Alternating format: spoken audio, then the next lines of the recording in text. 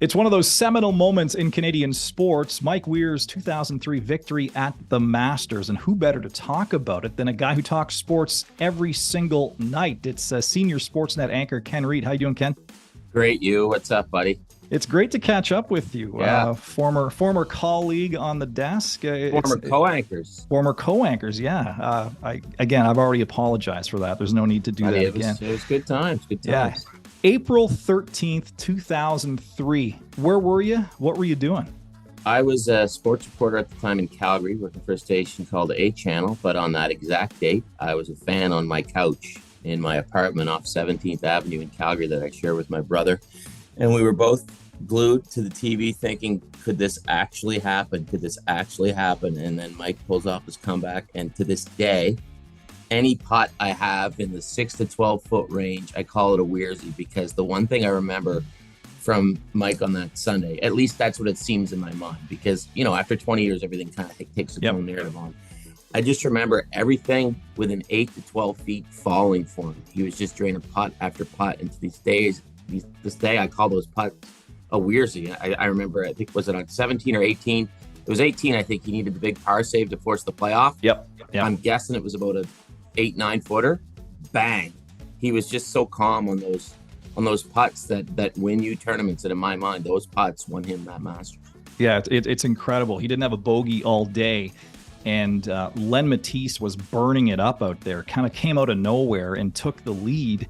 And Mike needed that putt on 18 to force the playoff with Matisse. That was incredible. And then he got his bogey. Yeah, then he got that. Yeah. Matisse had one bogey all day. It was on 18, unfortunately for him, and then things fell apart in the playoff. So Mike got his bogey in the playoff. That was a weird playoff. That was like it was like the end of Rocky 2, where Creed and Stallone are going at it, and they just bang.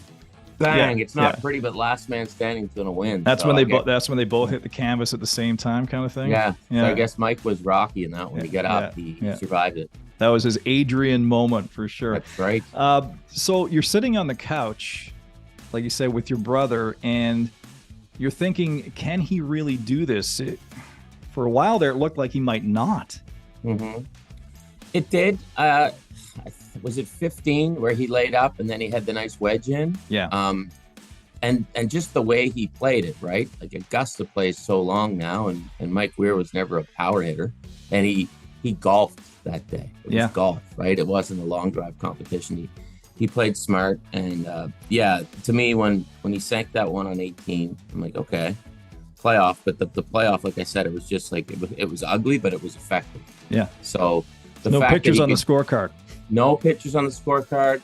The fact that, like, to keep it together even when you're not having the ideal hole, that's some composure to me. That's mental strength. And when you're sinking putts, 8 to 12 feet, and they're all falling during the back nine of Augusta, that's mental strength as well. Yeah, it's incredible. And you mentioned now any putt you have between 6 or 8 feet, you call it a Weirsy.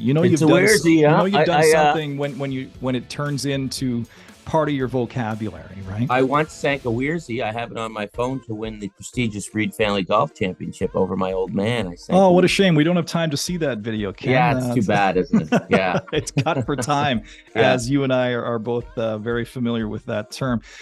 What is the significance of Mike Weir's Masters victory? For golf, it was number one. And what it did for Canadian golf, it was just, I think it instilled the confidence that we needed.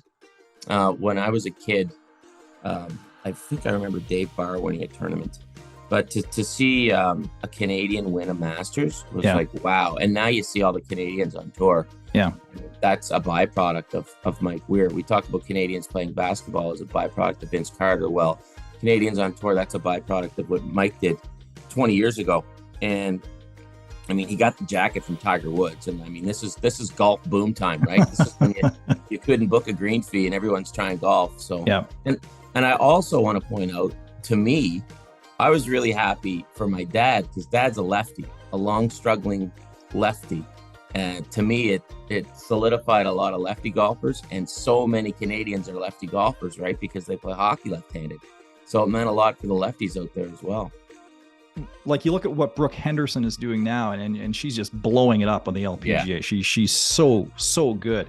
But until Mike won the green jacket, I don't know if we felt like outsiders. I don't know if we felt a sense of belonging in the sport of golf. I think most of us probably looked at golf as something that we love in the summer. When we put the hockey bag away, we pick up the sticks and we can golf. We have good drives because the slap shot and the golf drive are kind of similar muscle movements, and golf's something we like to do. But when Mike won the Masters, I think a lot of us, and when I say a lot of us, I mean probably young players, maybe guys who were 10, 11 years old, probably said, wow, I can win the Masters too. And I think before Mike did that, probably very few Canadians thought, wow, I can win the Masters too. Because, I mean, let's face it, I mean, we're a Nordic nation. We're in a northern climate. Unless you're in some exotic part of BC, you're not short golf season here. Yes, you're not going to golf 12 months a year. But I think Mike Weir inspired a lot of kids. He inspired a generation or two to think, wow, we can go out and do that. Yeah, that's well said. So final question for you, just in general. So what's your favorite memory of the 2003 Masters? I don't know if I can pick a specific one. I guess probably the tap in to win it in the playoff would be like, that would cap it all off. But just all these putts, all these 6 to 12 footers, I don't know, there might only been 3 of them, but to me there was 1,000, and that's just embedded in my mind. And I'll give Mike Weir credit. He made a word in my family called the Weirsy, that if you sink an 8-footer calmly, it's a Weirsy. And I just remember it going, he's draining everything, like everything that could be a 2-putt, he's just smoking in there. And they went in confidently. They weren't dripping in the hole. It was just a smooth stroke. So to me, that's what I remember about the Masters in 2003 is just Mike's putting from that 8 to 12 foot range. Mike, he putted very well that day. That's what stands out in my mind. Yeah. I mean, his best shot to me was probably, I don't know, maybe laying up on 15 there and pulling the wedge out. But to me, what sticks out in my mind are just those putts falling and falling and falling. Ken Reid, thank you so much for this. Really appreciate, a little trip down memory lane with you, man. It was fun. Perfect, buddy. Thanks, you. And hopefully see you on the golf course. Keep up the great work, Golf Town, buddy. You bet. Here's hoping that you hit a few more Weirsies this summer, okay? Oh, I will. I got my putters and clubs from you guys, so they're going to work well this time. Anything you need, buddy. Thanks, pal. Take care.